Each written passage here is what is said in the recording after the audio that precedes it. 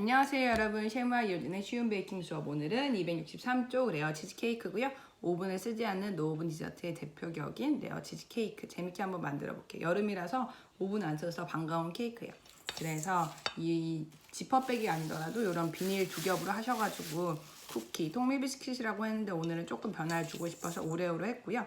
여기에다가 중탕한 버터를 잘 섞으셔가지고, 절대로 여기서 식물성 오일 이런 걸 대체를 하시면 안 되는 게, 오일은 굳지 않잖아요. 버터에 굳는 성질이 없었으면 여기 못 썼을 거니까 요렇게 이제 잘 섞이도록 해서 바닥에다가 깔고 냉장을 해 놓을게요. 그러면 저희가 필링을 다 완성했을 즈음에 딱딱하게 굳거든요. 네, 요렇게 대략적으로 섞였다 싶으시면 넣고 잘 눌러주겠습니다. 유산지는 다 둘러둔 상태고요. 이런 식으로 꼭꼭꼭꼭 빈틈없이 누르셔가지고 냉장을 해주시고, 냄새 같은 거 뵐 수 있으니까 위에 커버 씌워서 냉장 해주세요. 호일 이런 거도요. 그리고 가장자리 부분에 좀 더 이렇게 정성껏 눌러주셔야 부서지는 게 덜해요. 이렇게 해주시면 돼요. 이제 필링을 만들 차례인데요. 가루 젤라틴을 찬물에 불려놓은 지 한 5분 10분 지나면 이렇게 되거든요.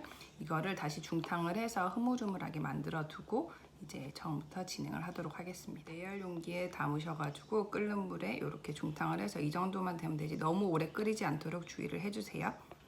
실온에 1시간 이상 꺼내뒀던 크림치즈를 중속으로 푼 뒤에 이제 차례차례 우유, 설탕, 젤라틴 순으로 할 텐데, 하고 나서 완전히 다 섞였다 싶으면 다음에 잘 넣을게요. 일단 중속으로 치즈 풀어주세요.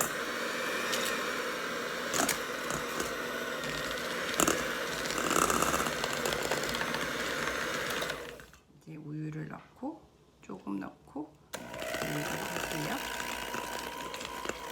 한 두세 번에 나눠서 모든 재료를 넣어주신다고 생각을 해주시면 돼요.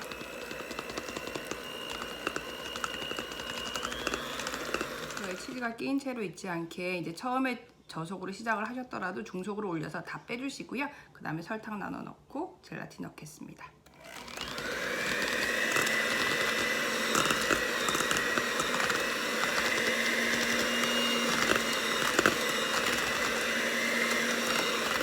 젤라틴이에요. 넣고 돌려주세요. 이 정도 전체적으로 매끄럽게 됐으면 휘퍼 날 한번 씻어주시고요. 생크림을 휘핑해서 섞도록 하겠습니다. 가장자리까지 이렇게 훑어서 작업을 해주세요. 생크림은 보일제 밀봉해서 냉장해 두시고요.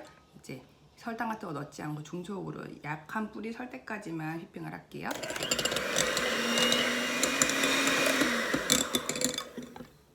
요 정도까지만 휘핑을 해주시고요. 이제 두 볼을 섞도록 할게요. 두 볼의 내용물을 섞을 때가 그렇지만 과하지 않게 반씩 덜어서 이렇게 해서 대략적으로 섞였다 싶으면 나머지도 넣고 섞어주세요. 볼륨을 꺼트리지 않으면 섞는 방법은 가장자리랑 아래쪽을 이렇게 해주시면서 전체적으로 텍스처가 일정하게 해주시고요. 절대 이런 거 섞으실 때 핸드믹서 쓰시는 분은 없겠죠. 부드럽게 사람의 손으로 이렇게 한 단계 한 단계 보면서 섞어야 되기 때문에, 마지막으로 신선한 레몬즙이랑 바닐라빈 있으시면 살짝 긁어서 넣어주시고요. 이렇게 다 해서 넣고 이제 마무리를 할 거예요. 바닐라빈 대신에 바닐라 에센스 이런 거 살짝 넣어주셔도 되는데, 계란이 안 들어가기 때문에 정 없으시다면 안 넣어주셔도 돼요. 이렇게 해서 필링을 냉장해 뒀던 틀에 부으면 저희 이제 완성이세요. 필링 만드실 때 언제까지 섞어주시냐면, 이렇게 해서 완전 가장자리 아래까지 해가셔가지고 이렇게 했을 때 살짝 움직일랑 말랑 여기까지 해주시면 돼요. 절대 과하게 섞지 마세요. 여기다가 부었고요. 이렇게 윗면을, 아직까지는 젤라틴이 굳지 않았기 때문에 살짝 다듬기가 괜찮아요. 너무 묽지 않거든요. 이렇게 해서 윗면을 최대한 정돈을 하시고, 이렇게 하시고도 조금 더 안정되게 하시려면 이렇게 해서 이제 살짝만 이렇게 모양 잡아서 냉장 1시간 굳혀주실게요. 네, 오늘 레어 치즈케이크 만들어 봤고요. 전형적으로 일본 디저트가 한국에서 대박난 케이스인 것 같아요. 하지만 미국에서 레어 치즈케이크라고 말을 하면 아마 아무도 못 알아들을 거고 이상하게 볼 거니까 밑에 써놓은 대로 No Bake Cheesecake이라고 말씀을 해주시고요. 이제 일본이 영어를 자체적으로 해석을 한 게 한국에 들어온 게 꽤 많아요. 그래서 이럴 때 한 번 더 정말 한국 제과가 제빵도 그렇지만 일본 영향을 많이 받았구나라는 거를 다시 한번 생각해 볼 수 있는 것 같아요.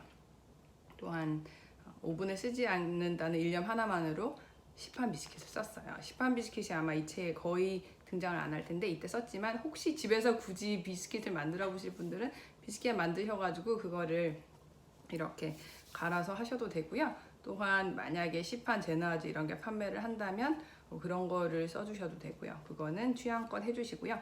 통밀 비스킷이 아니라 오늘 저처럼 오레오를 쓰셔도 되고 다양하게 응용을 해보셨으면 좋겠어요. 또한 단면 이런 건 이따가 말씀을 드릴 거고요. 오늘 제가 강조를 드리고 싶으면은 266쪽. 오늘 제가 여기서 했던 것처럼 하면 아무래도 윗면이 완벽하게 매끄러지기는 힘들거든요.